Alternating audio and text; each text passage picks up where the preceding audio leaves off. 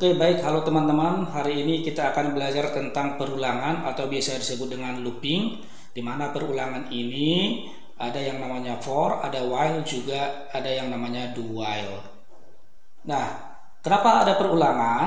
Perulangan adalah suatu pekerjaan yang dilakukan secara berulang-ulang sampai kondisi tertentu bisa terpenuhi, atau biasa disebut perulangan dengan sejumlah n kali.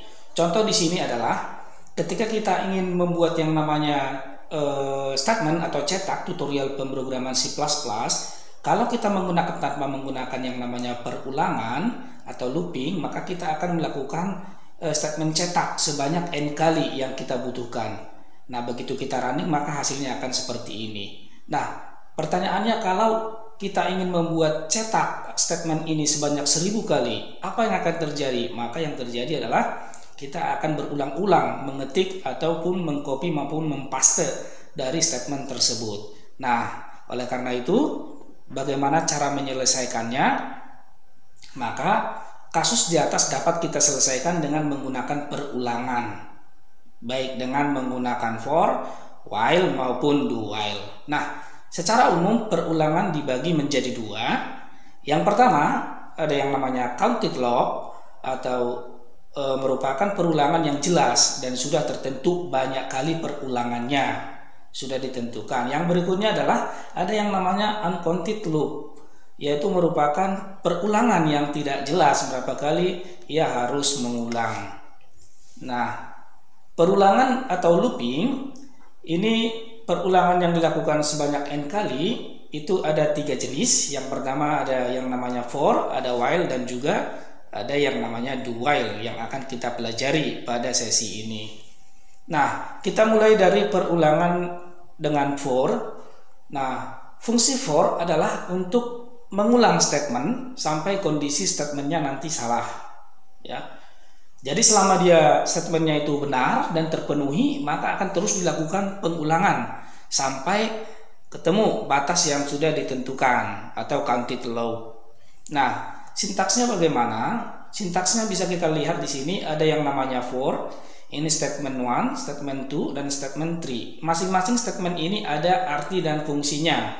Nah, kemudian kita buka kurawal, lalu script yang akan dijalankan apa, lalu ditutup. Nah, penjelasannya adalah untuk statement yang pertama, untuk inisialisasi atau nilai awal dari variabel yang akan kita berikan. Apakah for i sama dengan 0 atau for i sama dengan 1? Contohnya seperti itu. Nah, yang berikutnya adalah ada yang namanya statement 2, yaitu untuk kondisi, ya, kondisi di mana persyaratannya akankah terpenuhi atau tidak. Maka itu nanti akan dijalankan. Nah, kemudian ada yang namanya statement yang ketiga, yaitu adalah untuk penambahan nilai variabel. Nah, penambahan nilai variabel ini biasanya adalah dengan menggunakan increment ataupun menggunakan yang namanya decrement, ya, atau biasa disebut dengan compound assignment. Nah, kalau kita lihat dari flowchartnya itu adalah ini adalah untuk pemberian nilai variabel, ya, inisialisasi nilai. Nanti akan dicek di dalam struktur perulangannya, ya, inisialisasi di sini. Dari struktur for ini akan dicek nanti kondisinya. Jika kondisi di sini terpenuhi, masih terpenuhi, maka nanti akan terus dilakukan yang namanya penambahan atau increment pada kode blok ini, ya. Jadi ketika batas dari kondisi yang disyaratkan sudah terpenuhi, maka nanti akan berhenti. Kira-kira seperti itu. Nah, terjemahannya, for A sama dengan 1, A kurang dari 10, A plus plus, artinya ketika nanti nilai yang diberikan pertama sekali adalah 1, maka akan dicek kondisinya apakah masih memenuhi untuk dilakukan perulangan. Nah, setelah itu nanti akan dilakukan yang namanya penambahan sampai kondisi tersebut terpenuhi. Nah, untuk lebih jelasnya, mari kita lihat di dalam programnya. Oke, baik, teman-teman bisa melihat di sini, ya, untuk perulangan dengan for. Di sini untuk hal yang lain-lain seperti biasa, seperti yang sudah kita lakukan dengan struktur pemrograman pada C++.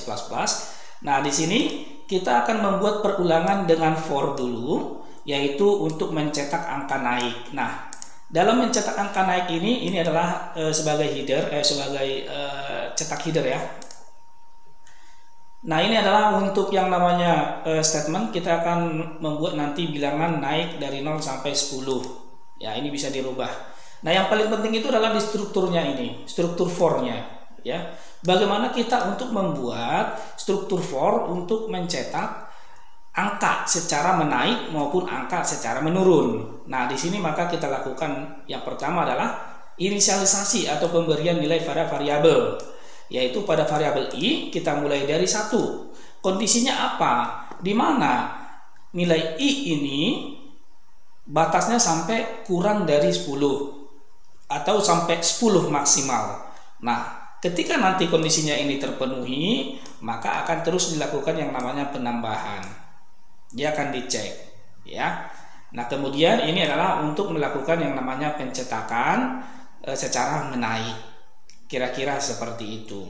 Nah, kemudian si Outenial ini adalah untuk membuat pindah ke baris baru. Nah, ini dengan menggunakan for dalam kasus untuk bilangan naik ya. Jadi perhatikan bedanya dengan bilangan turun nanti adalah ada di pemberian yang namanya inisialisasi ini dan juga di pengkondisian dan juga di penambahan nilai di sini ataupun pengurangan nilainya ya. Jadi ini untuk naik. Nah, kemudian untuk bilangan menurun yang akan kita buat. Nah, untuk strukturnya masih sama. Yang membedakan adalah inisialisasi pertama.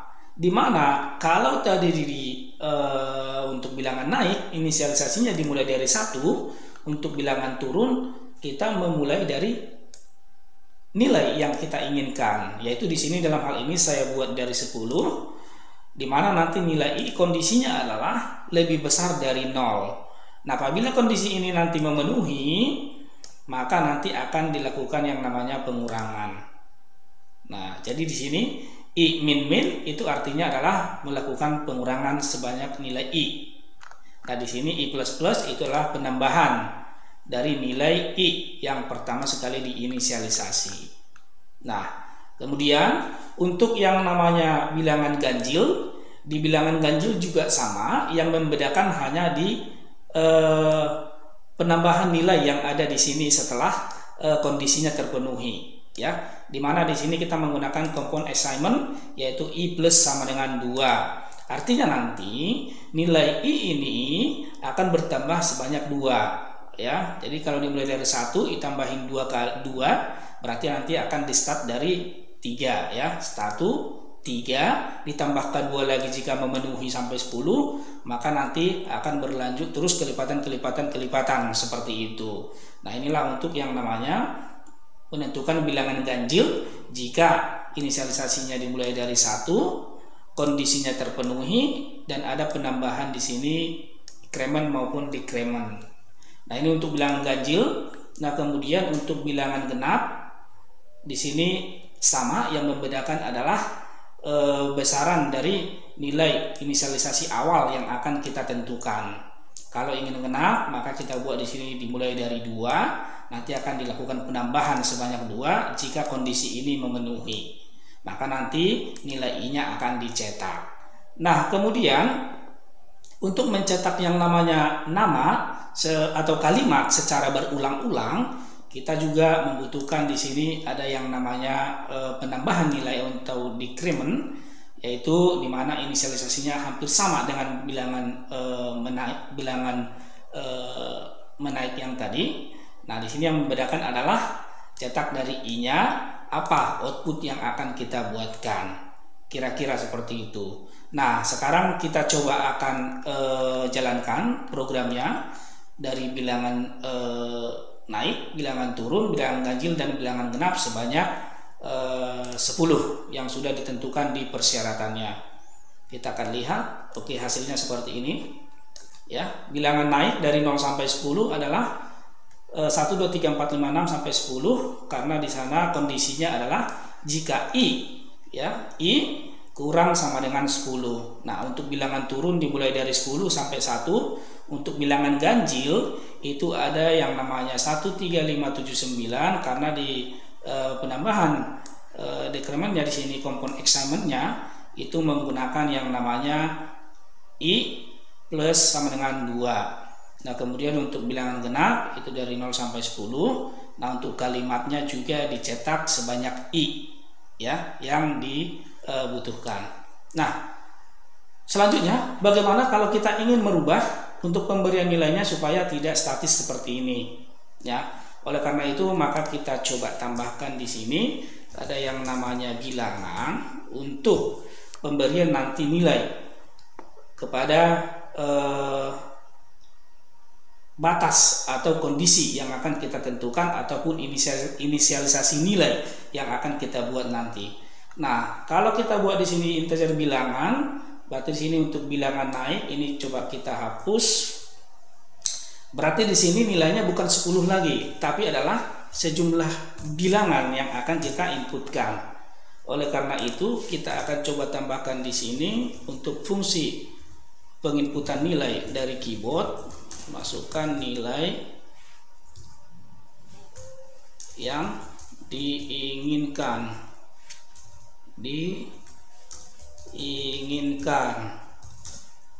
Oke, kita buat fungsi sin. Di sini arahkan ke variabel bilangan. Nah, kemudian ini untuk bilangan naik, di kondisinya kita harus membuat dia sampai bilangan yang akan kita inputkan. Kemudian untuk bilangan turun berarti ini I-nya kita mulai dari banyaknya bilangan yang sudah kita inputkan nantinya. Kemudian untuk bilangan ganjil kita ganti juga di sini menjadi bilangan di kondisinya. Kemudian untuk yang namanya ini saya hapus dulu ya. Ini saya hapus. Oke. Kemudian untuk yang namanya bilangan genap juga sama, sejumlah dari bilangan yang akan kita inputkan. Nah, untuk kalimat juga sama, sejumlah dari bilangan yang akan kita inputkan. Oke, nah sekarang kalau semuanya sudah, kita ganti untuk nilai pada kondisi dan juga inisialisasi.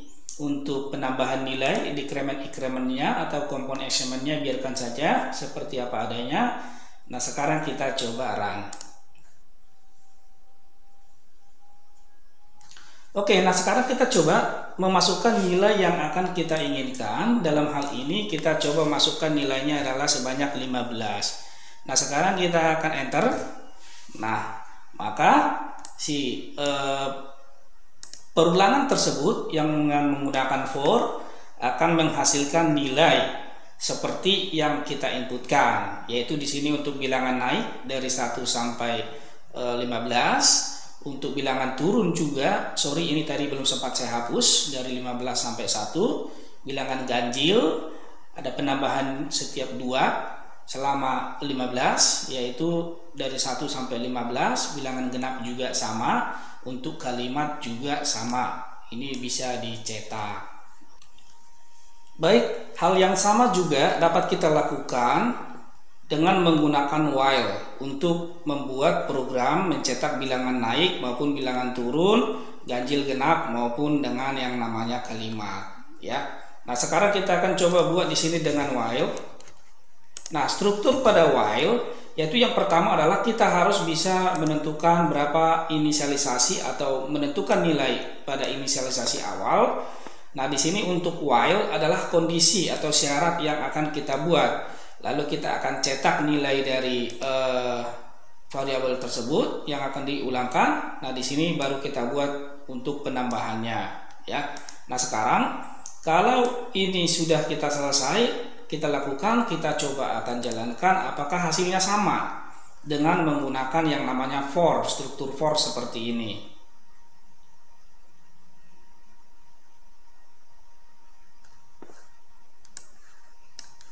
Oke, kita masukkan 15 nilainya, kita enter ya. Oke.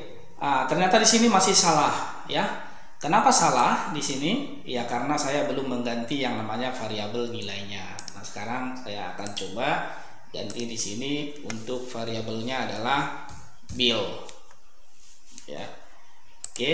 Nah, sekarang saya akan run.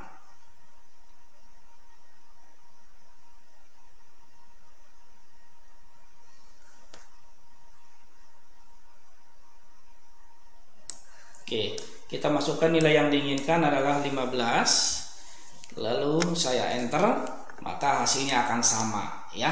Ini untuk bilangan naik dengan menggunakan for, yang ini, dan ini adalah bilangan naik untuk dengan yang namanya while.